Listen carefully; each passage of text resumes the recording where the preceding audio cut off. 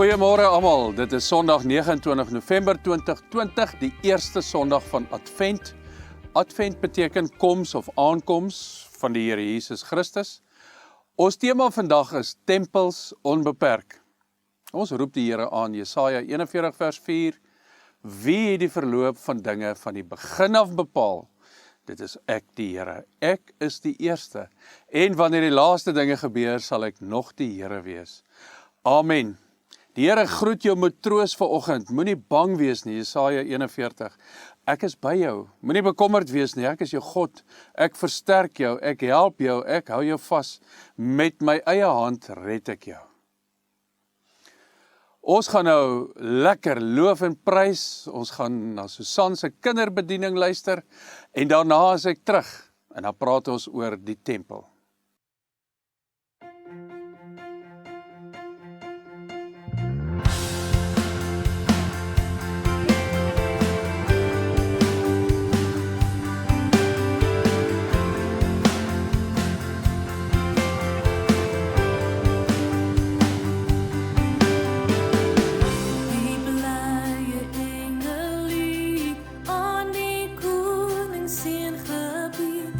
Vrede op aarde.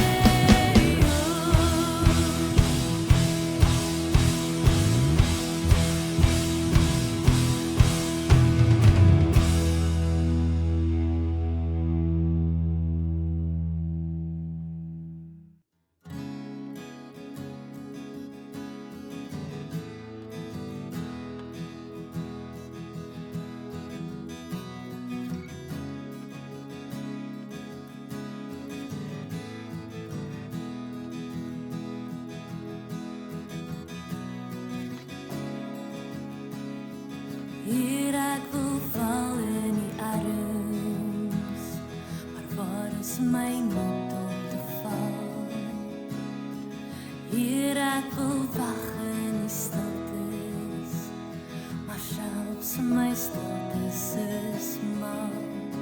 En ek wil lewe sonder vrees, my moed is van korte duur, en ek smag na u gees, wees u my lewensvuur,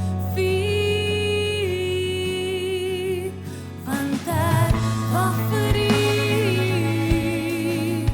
en ek smag na u, ek smag na u, my God. Ja, dis u, op my knieë, waar ek wag vir u, ek smag na u, my God.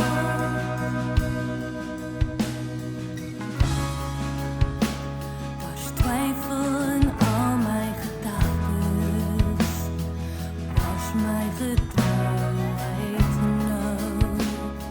U sê ten spyte van my, bly u vir altyd getrou. En die liefde maak my sterk, u hoop sal myne word, en in my angs en in my vrees, sal u oor my vrede stort, want ek wag vir u, en ek smag na u, ek smag na u, my God. Ja, dis u, op my knieë, waar ek wag vir u, ek smag na u, my God.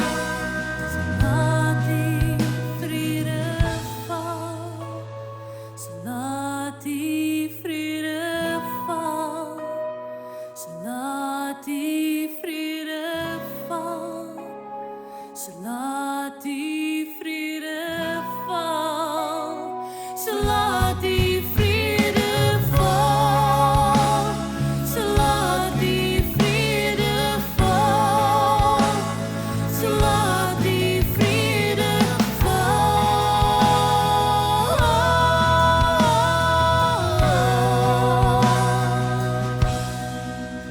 want dis u,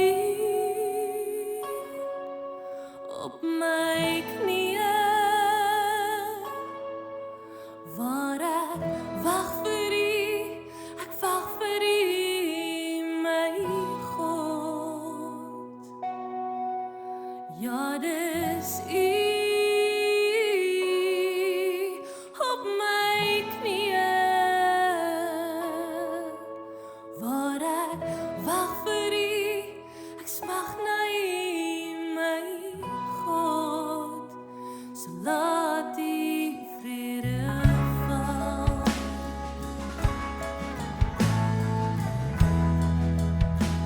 so laat die vrede val.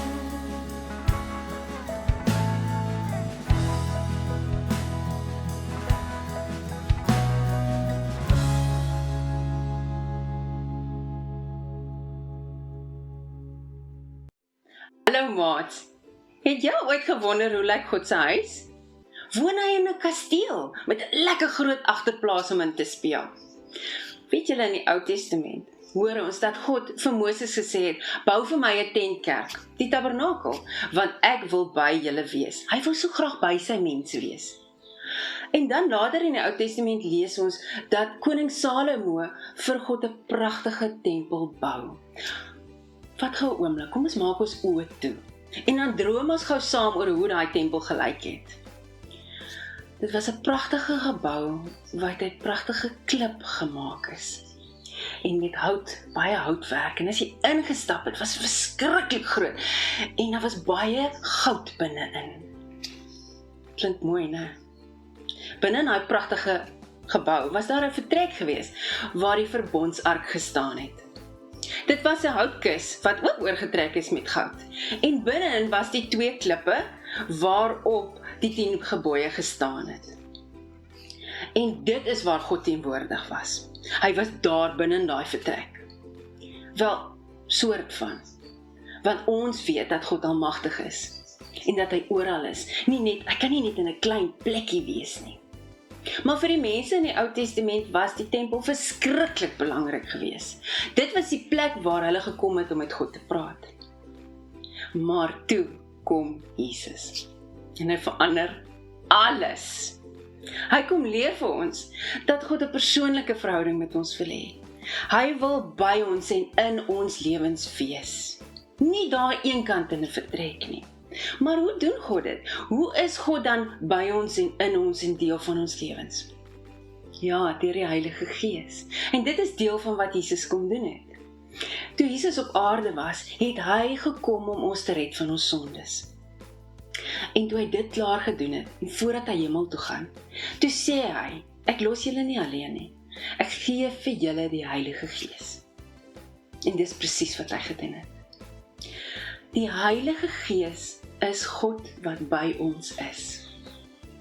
So koning Salomo se tempel is net 'n gebou. En later is dit vernietig in oorloë. Maar ek en jy weet dat daai tempel nie belangrik is nie. In 1 Korintiërs 3 vers 17 lees ons: God se tempel is heilig en julle is daardie tempel. So ek en jy is die tempel en ons moet heilig wees, sodat God in ons lewens kan woon. Ek wonder nogals, as jy nou al hierdie goed gehoor het, hoe dit jou laat voel om te weet dat God altyd by jou is. En ek wonder ook, of jy nou ook soos ek voel, dat ek baie mooi moet kyk na hoe ek lewe, sodat my lewe heilig is, en sodat God in my lewe wil wees. Ek wil hê jy moet weer, gaan soek 'n bietjie daai teksvers op, in 1 Korintiërs 3 vers 17. En gaan lees dit, en vra vir God om jou te help om jou lewe so heilig te maak, dat hy daar wil woon, dat hy deel wil wees daarvan. Dat jou lewe vol van lof, en vol van krag, en vol van vreugde sal wees. En dan sien ek julle weer. Totsiens! Kom ons bid saam voordat ons lees uit die Bybel uit 'n paar plekke. Here, baie dankie vir die voorreg om te kan luister na u woord en te verlang na u koms. Help vir ons om in die tussentyd koninkryksbrûe te bou en te help bou soos Jesus Christus. Amen. Let op in die paar Bybeltekste wat ek vandag met jou gaan deurlees, wat met die konsep van die tempel in Jerusalem gebeur het oor die eeue. Jesaja 64 vers 10 tot 12, wat min of meer saamgeval het met die einde van die ballingskap, en die volk Israel wat begin terugkeer het in sulke groot groepe na Jerusalem toe. Vers 10, U heilige stad het 'n woestyn geword, Sion het 'n woestyn geword, Jerusalem is onbewoonbaar. Ons heilige en pragtige tempel, waar ons voorouers u geloof het, is deur die vuur verwoes. Alles wat vir ons dierbaar was, lê in puin. Raak hierdie dinge u dan die Here? Gaan u nie ingryp nie? Gaan u nie aanhou om ons te laat lei nie? Matteus 24, pragtige teks uit die boodskap uit, want hy gee die konteks nogal mooi by die teks. Daarna is Jesus hulle daar weg, terwyl hulle so by die tempel verbystap, praat sy disippels oor hoe mooi en massief die gebou is. Jesus sê toe, ja nee, dit is daarom 'n groot en pragtige gebou, maar ek het slegte nuus. Hierdie gebou gaan een van die dae tot op die grond toe afgebreek word. Daar sal nie 'n baksteen wees wat op sy regte plek gelos gaan word nie. En dit is interessant, Jesus is na hierdie woorde nooit weer terug tempel toe nie. En die tempel is afgebreek in 70 na Christus. Markus 15 vers 38, die voorhangsel in die tempel het van bo tot onder middeldeur geskeur. En nou soos by Paulus in 1 Korintiërs 6, of besef julle nie, dat julle liggaam 'n tempel van die Heilige Gees is nie. Julle het die Heilige Gees wat in julle woon van God ontvang, en julle behoort nie aan julle self nie. Wat beteken dat ons elkeen 'n lyflike, liggaamlike tempeltjie geword het na die uitstorting van die Heilige Gees oor almal. Ons liggame het plekkies van aanbidding geword en in 1 Korintiërs 6 se konteks 'n tempel wat nie met onsedelikheid opgemors moes word nie. Ons lees dit sover. Wat van die tempel in Jerusalem oorgebly het, is spreekwoordelike taal, is nog net uitdrukkings. Daar is van die tempel niks meer nie, daar staan nie meer 'n tempel in Jerusalem nie, dit is plat gemaak. Maar die interessante is, dit lyk nie of dit vir Jesus pla nie. Inteendeel, Jesus praat met afgryse oor die goed wat by die tempel aangegaan het. Jesus het baie spreekwoordelike taal gebruik, en Paulus ook. Ek en my vrou het waarskynlik heeltemal te veel gemaak van die uitdrukking waarmee ons met kindertjies werk en hulle liefmaak vir Jesus Christus, dat Jesus in ons hartjies bly. Ek onthou, een van hulle is eendag saam met sy ma op pad na 'n winkel toe en toe hulle oor die straat wou stap, kom daar 'n bus afgejaag en die bus jaag en hy is net haastig op pad en sy mamma gryp hom en trek hom terug en hy kyk so op na haar, hy hou so vas. Hy sê, "Jos, like mamma, ek en Jesus het nou groot geskrik." Die ander een weer het sy arm gebreek met 'n spelery en toe is hy by Durbanville in die mediekliniek en terwyl die radiografis vir hom probeer stil kry om ekstra hale te neem van sy gebreekte arm, sê sy vir hom, "Luister, lê doodstil. As jy doodstil lê, gaan ons op hierdie skermpie kan kyk hoe lyk dit onder jou vel en tot binne in daai been van jou wat seer gekry het." En hy kry so 'n stout glimlag en hy wys so hier na sy hartjie toe en hy vra vir die tannie, "Kan jy hier ook neem?" Sy sê, "Nee, hoekom moet ek daar neem? Is dit daar ook seer?" "Nee," sê hy, "ek wil so graag sien hoe lyk liewe Jesus, want hy bly hier." Vriende, die tempel in Jerusalem, wat van hom oorgebly het, is 'n idioom waarmee Paulus vir ons verduidelik. Ons het nou die tempels geword en die Heilige Gees woon binne in ons. Die tempel in Jerusalem het 'n baie lang pad gekom. Terwyl Israel deur die woestyn getrek het, het hulle 'n tent van ontmoeting gehad. Hulle kon nie 'n vaste tent bou nie, want hulle was op pad. En dit was die tabernakel waar die Here aan hulle verskyn het en hulle vir die Here geoffer het. Salomo het die eerste tempel gebou en hierdie tempel wat Salomo gebou het, is jare daarna, in die jaar 586 voor Christus, deur die Babiloniërs plat gemaak met die grond en daar het van hom niks oorgebly nie en hulle is in ballingskap weggevoer. Omtrent so 76 jaar daarna, min of meer, het Haggai en Sagaria en Zerubabel hulle in Jerusalem ingekom en die tempel begin herbou en hy is nuut ingewy. En dis hierdie tweede tempel wat deur Haggai hulle gebou is, wat koning Herodes kort voor Jesus se koms vir hulle opgradeer het en 'n pragtstuk gemaak het. Hy het groen en wit marmer bygesit, hy het koper en goud beslag bygesit. Hulle was baie trots op hierdie tempel. Soveel so, ou Josefus, die geskiedskrywer, sê vir ons, die Fariseërs het vir mekaar gesê en vir almal wat hulle kon, daar is nie nog iets so mooi soos die tempel in Jerusalem nie. Dis mooier as die mooiste sonsopkoms. Herodes het hulle op verkeerde spoor gevat. Herodes het vir die volk Israel begin laat mens trots wees op iets waar die Here aanbid moes word. Jesus Christus in die tempel van Jerusalem het weggeskrik. Hy het met afgryse gepraat by die tempel. Want by die tempel was daar geweldige eksklusiewe reg van toegang voorbehou teenoor almal. Dit was 'n plek waar mense trots was op hulle self. Dit was 'n plek waarheen mense gekom het om daar beïndruk te word en mee te beïndruk. Die tempel in Jerusalem het mense weggehou meer as wat hulle toegelaat het. By die tempel in Jerusalem was daar heel buite 'n sirkel wat die voorhof vir die vrouens was. So vrouens en dogters mag net tot daar gekom het. Hulle was nie goed genoeg om nader te beweeg nie. En kyk hoe slim was hulle, daar by die buitenste voorhof vir die dames was ook die offergawekis waar die mense geld kon ingooi by die tempel. Dan was daar 'n nader sirkeltjie, die voorhof van Israel, en die manne mag tot daar gegaan het, asof manne beter is as vrouens, en jy kan mos nou maar net vir jouself dink, dis nie wie Jesus Christus is nie, glad nie. Al was jy hoe gelowig, mag jy net tot by die voorhof van Israel gegaan het. Slegs die priesters mag nader gegaan het tot by die altare waar die verskillende offers gebring is en tot in die heilige.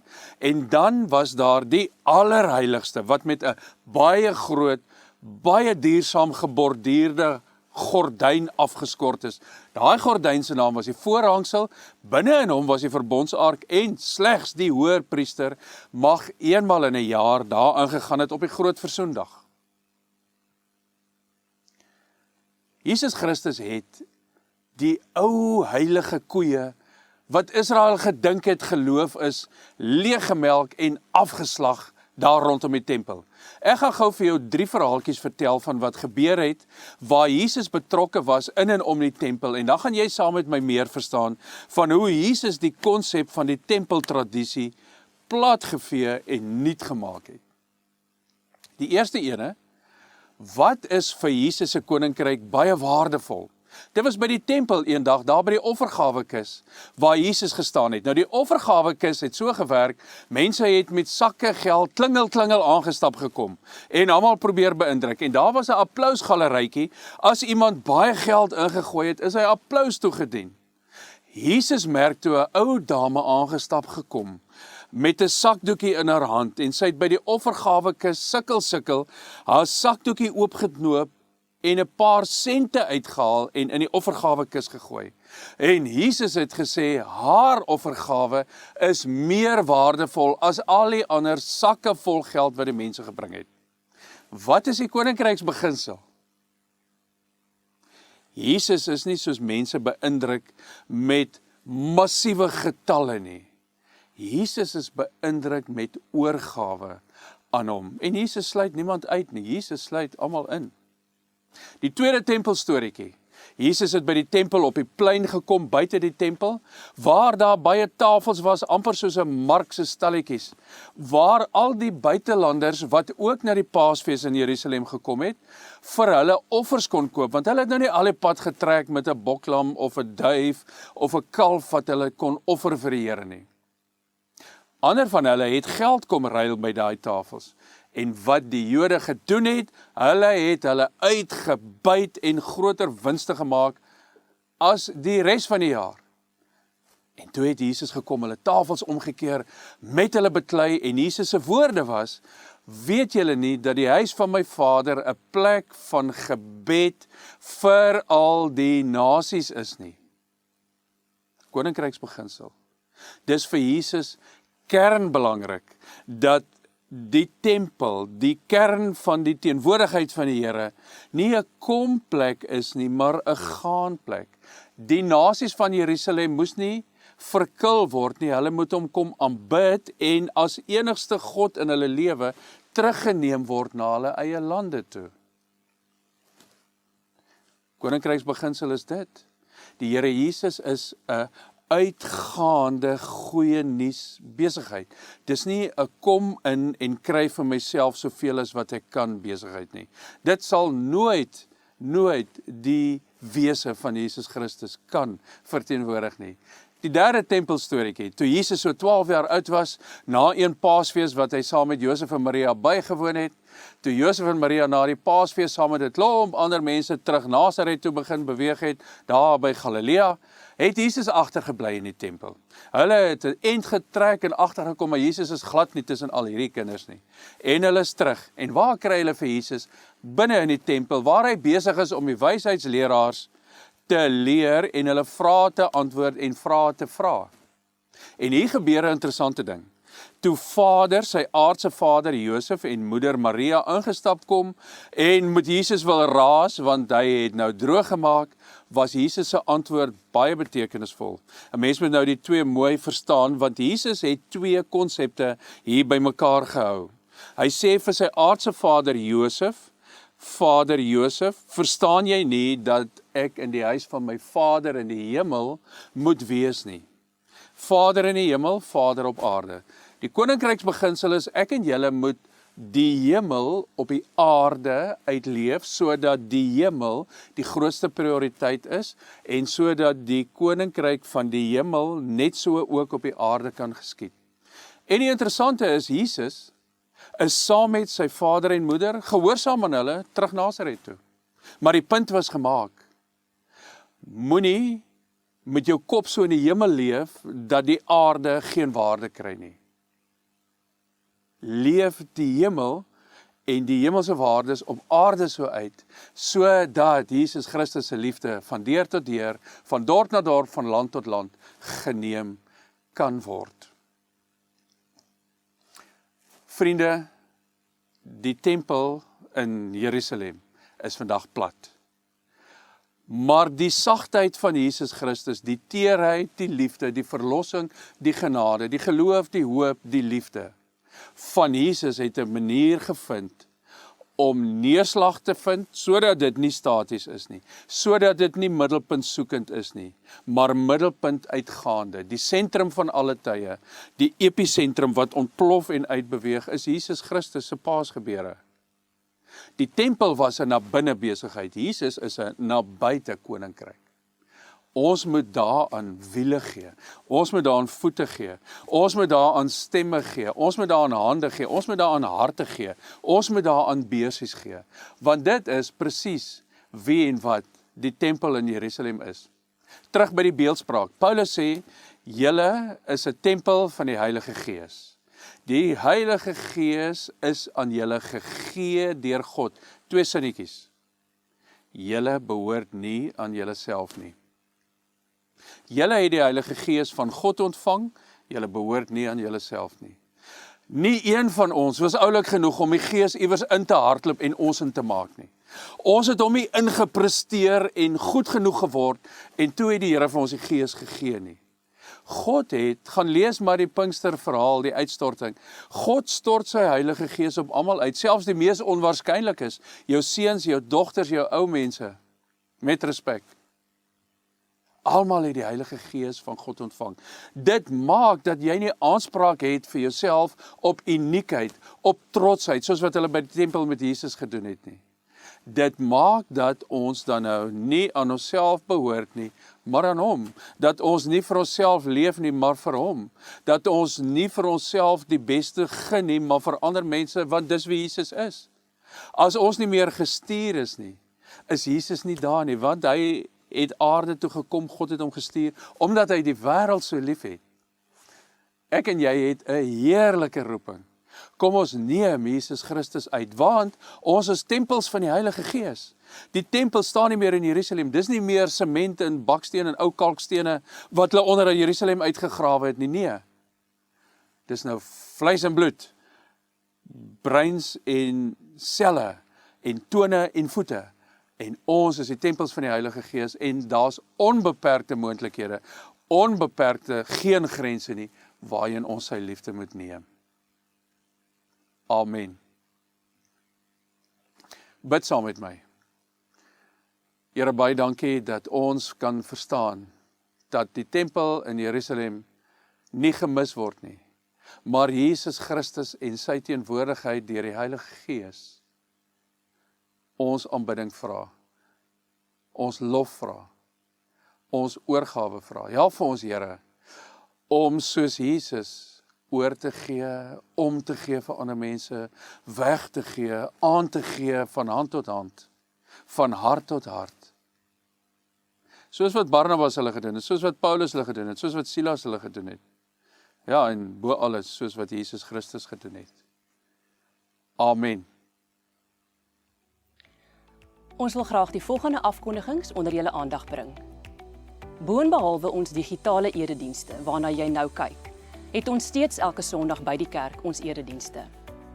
Daar is net een diens om 9 uur, behalwe op Doopsondag, wat die eerste en derde Sondag van elke maand is, wanneer ons 9 uur en 11 uur 'n diens het.